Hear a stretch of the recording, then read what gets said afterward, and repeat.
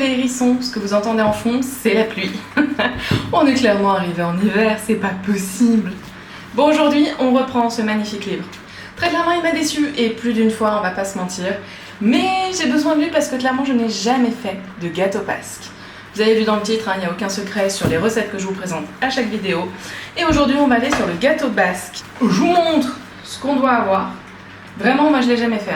Jamais. Par contre, j'ai déjà fait de la crème pâtissière, donc je me dis, c'est moitié compliqué, on va dire ça comme ça. Nous, on part tout de suite sur la recette. Pour cette recette, nous aurons besoin de 25 cl de lait, 40 g de farine, 50 g de sucre, un œuf entier et 2 jaunes d'œufs. Nous aurons besoin également d'une gousse de vanille que nous allons couper et gratter. On rajoute directement au lait. Nous versons ensuite notre lait dans la casserole. Nous allons faire bouillir le lait.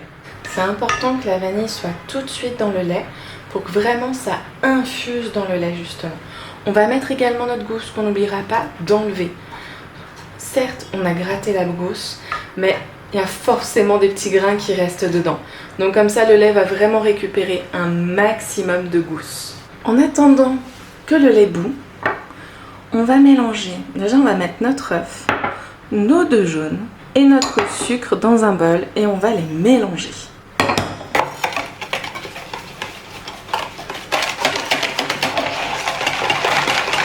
Voyez, nos jaunes avec notre sucre ont un peu moussé. On va du coup rajouter maintenant la farine. Et bien évidemment, on mélange.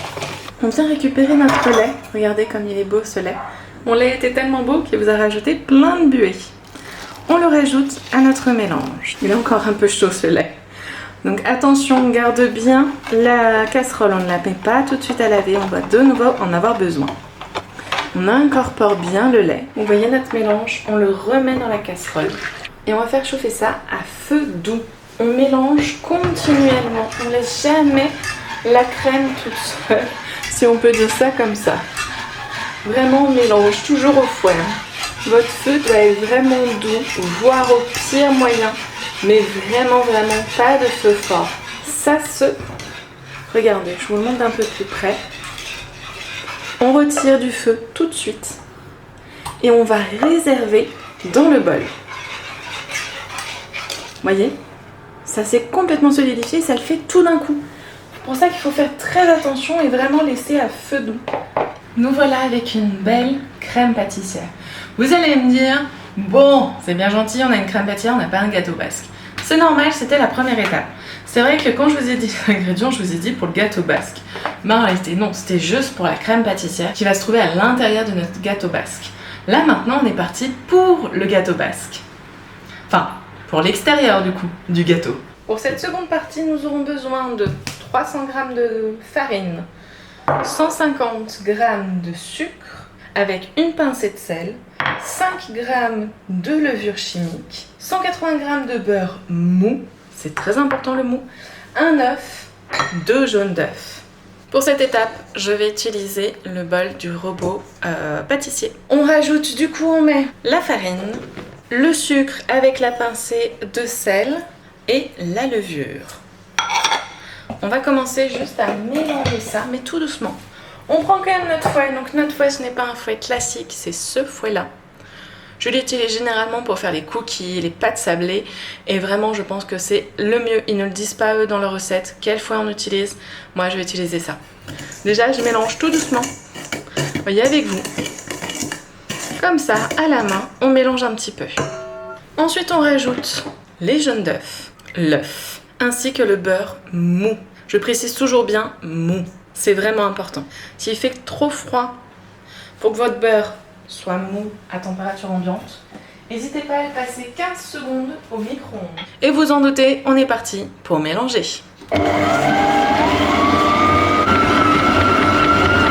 Nous avons notre belle pâte qu'on peut mettre sur le plan de travail pour en faire une boule. On filme la boule. On a notre boule filmée, elle est très jolie, vraiment on dirait une pâte à sabler simplement. On a notre boule, on la met 1 heure au frigo et on se dit bah à dans 1 heure. Nous revoilà 1 heure après, bon pour vous quelques secondes, avec notre boule un peu refroidie Première chose, on préchauffe le four à 200 degrés et nous, on va déjà diviser cette pâte. On prend notre boule qu'on divise en 2 tiers, 1 tiers. On met un tout petit peu de farine sur notre plan de travail avant d'étaler notre pâte. On prend notre rouleau à pâtisserie et on écrase. On n'hésite pas à mettre un peu de farine également sur le rouleau. Et c'est parti pour étaler.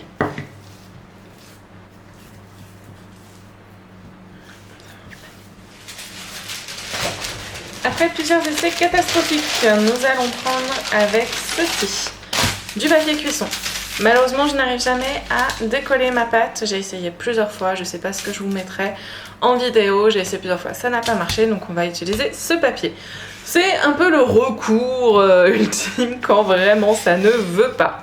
Alors, on étale simplement notre pâte sur notre papier. Vous voyez, la pâte est extrêmement collante. J'ai beau mettre quand même beaucoup de farine, ça reste très collant et malheureusement, ça ne veut pas se décoller du plan de travail. Comme vous pouvez le voir, il y a toujours une solution à tout. On ne perd pas patience, on ne se dit pas merde, tout est fini. Non, pas du tout. Il faut savoir qu'il y a quand même 1 heure de repos sur la pâte et pourtant elle reste très très collante. C'est pour ça que je ne tente pas de remettre au frigo. Je pense que ça serait inutile. On a étalé sur notre papier. On vient prendre notre moule. Du coup, le moule, pas besoin de le beurrer ni de le fariner parce qu'on a le papier. On le passe en dessous.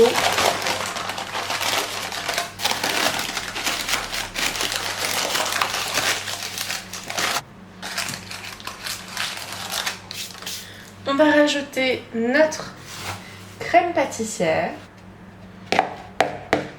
Et comme pour la première boule, pour la deuxième boule, nous allons utiliser un papier.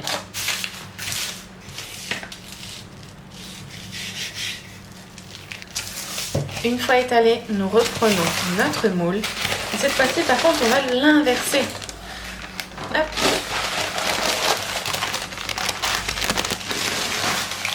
Pour vraiment faire notre couvercle. Nous voilà avec notre gâteau basque. Bon, pas cuit, bien évidemment. Comme vous avez pu le voir, j'ai vraiment eu des soucis avec la pâte qui collait beaucoup trop. Solution rapide et efficace, on prend notre papier cuisson, on étale dessus et ensuite c'est très très simple. En tout cas, beaucoup plus que de s'embêter avec la farine. C'est une petite solution comme ça, un petit tips que je vous donne parce que j'ai eu le problème. Mais sinon, ça enlève rien à mon gâteau. Je sais pas pourquoi la pâte collait plus, pourtant je l'ai laissé une bonne grosseur au frigo. Peut-être que la prochaine fois je devrais le laisser 2 heures. Peut-être que mon frigo est moins froid, je ne sais pas. En tout cas, vous avez une solution et ça c'est quand même cool, ça m'a permis de vous montrer une solution. Maintenant on part pour la cuisson. 200 degrés pendant 20 minutes, puis 180 degrés pendant encore 20 minutes. Et on se retrouve juste après. C'est dommage que vous ne pouvez pas avoir l'odeur, mais voilà déjà à 200 degrés, les 20 premières minutes, vous voyez, il est déjà un petit peu bien cuit. On passe, hop, on descend à 180 degrés. Et on revient dans 20 minutes. Il est juste magnifique. Regardez-moi ça. Il est bien cuit, bien doré, même si je n'ai pas mis l'œuf de dorure.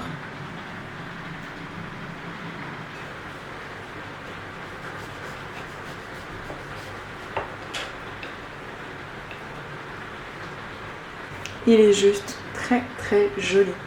J'ai un petit doute sur la quantité de la crème pâtissière. Je sais pas si vous voyez, mais en fait la crème pâtissière c'est juste ça. C'est franchement pas énorme. Je sais pas ce que vous en pensez. Comme je disais, je sais pas ce que vous en pensez, mais niveau quantité de crème pâtissière, je trouve franchement que c'est pas énorme. Je suis un peu sur ma faim. Je pense que la prochaine fois, peut-être que je mettrai 2 fois plus de crème pâtissière, c'est-à-dire que je doublerai les quantités de la crème pâtissière. Ce que je vous conseille de faire, du coup, vraiment, vous doublez la quantité de crème pâtissière et sinon, vous faites exactement la même chose. Je pense que ouais, ça mérite vraiment plus de crème pâtissière. Parce que là, du coup, je vais prendre une tranche. Là où il peut y avoir un peu plus de crème, je dirais. Parce que vraiment, sur le bout, il n'y en a pas du tout. Et quand quand on prend ici, alors en soi c'est pas mauvais, mais où est la crème pâtissière? Véritablement, je cherche la crème pâtissière. Donc là, je vais attendre quand même que ça refroidisse pas mal parce que c'est quand même encore un peu chaud. Après, avec Davy, on va vraiment le couper au milieu. Celui-là, si je vous montre. Vous voyez, j'ai coupé au début. Donc avec Davy, on coupera vraiment au milieu, mais même, je pense pas que ça va faire une grande différence. Hein. On va pas avoir de crème pâtissière. Je suis assez déçue. Encore une fois, ce livre me déçoit. Ce n'est vraiment pas la première fois. Maintenant, au niveau vraiment de la recette, je trouve ça pas mal. C'est-à-dire que la crème pâtissière est très bonne. La pâte à gâteau basque est bonne, c'est juste qu'il n'y a pas la bonne quantité. Pour moi, vraiment, vous refaites cette recette, vous doublez la quantité de crème pâtissière. Vous vous embêtez pas, vous doublez juste les ingrédients, ça sera exactement la même chose. Ne vous inquiétez pas et n'hésitez pas. Moi, vraiment, la prochaine fois que je le ferai, ça sera exactement ça. Quand j'ai la prochaine fois que je le ferai, je pense que ça sera même pas dans un an. Du coup, je pourrais même pas vous dire, je vais vous refilmer et tout. Non, parce que je vais pas le faire tout de suite, soyons bien honnêtes. J'essaye de me limiter à une fois par semaine des pâtisseries et du coup, je vous filme à ce moment-là. En tout cas, j'espère quand même que la vidéo vous aura plu. Je pense sincèrement que, franchement, refaite avec doublage de quantité de crème pâtissière, ça va être incroyable. Sinon, franchement, c'est très très bon. Hein. Je vous dis ça, mais c'est ultra bon, hein, soyons bien honnêtes. Donc, j'espère que la vidéo vous aura plu. Si vous faites la recette, n'hésitez pas à m'envoyer la photo sur mon Instagram ou en commentaire. Je sais pas si on peut envoyer des photos en commentaire, je ne suis pas sûre. Donc allez sur mon Instagram, envoyez-moi ça, je suis très curieuse et j'ai très envie de voir vos réalisations avec plus de crème pâtissière. Et je vous dis à la semaine prochaine pour une nouvelle recette.